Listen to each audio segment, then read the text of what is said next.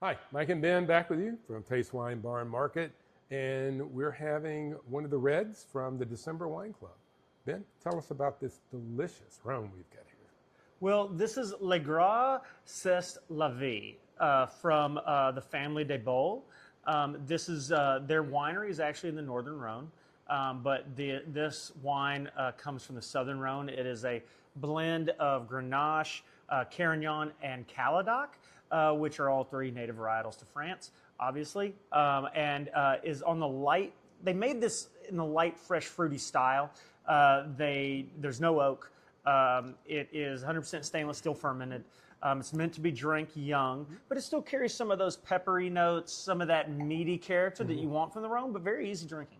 Yeah, no, this is really good, and it, I didn't have any idea when I tasted that there was no oak involved, because typically that's what you expect from the Rhone, especially the Southern Rhones, right? A nice big oak, But I mean, this is amazing. Yeah. The tannins are still very nicely integrated and very smooth, which the oak helps with that as you go, but they don't do that there. And there's no, they don't have any Syrah in here either, which is kind of surprising. But they've got the Carignan, and then they've got the Caladoc I'd never heard of before. But this is really a great representation. So what kind of contributions to the Caladoc making? Caladoc. It's probably what's adding. It's probably adding tannin. It's probably, let me see. Honestly, it's such a random grape. Let's see. Okay, so it is a cross between Grenache and Malbec, developed in France in 1958. Yeah, known for producing deeply colored. So color. Right. Yeah, that's it. That's exactly why it's in there. It's color. It's only 13.5% alcohol too. Right. Yeah, which is not norm for the Southern Rhone. It's that, and I wondered, high phenolic content. So it's adding tannin and it's adding color. That's what they're using it for. 100%. They're probably not using it for any other reason than that. So then why would they throw in the 10% Carignan?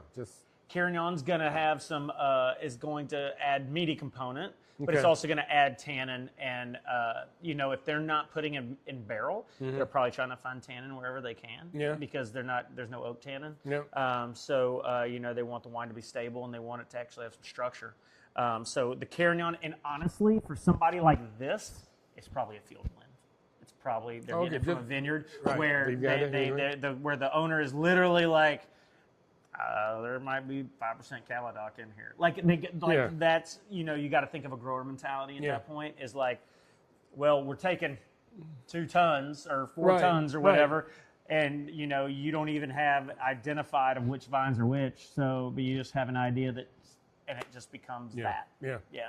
So it's not like you can say, oh, do me a favor, sort through all the grapes and take the Caladoc out. Right. No. And it's also like, it's one of those things where, like Department of Homeland Security, it's like, oh, well, where did you get this and this and that? They're like, I don't fucking know. They're like, I mean, it was in there. It's in there. Tell me it's not. Prove me it's not. So the name on this translates to fat is life. Yeah. I like old that. Pig on there. I know. I see the pig on there. Yeah. You almost need where's the guy from the Gamay bottle? You almost need him on there too in the back. Yeah. Amen. You know? That absolutely. Good man. Yes, sir. Yeah.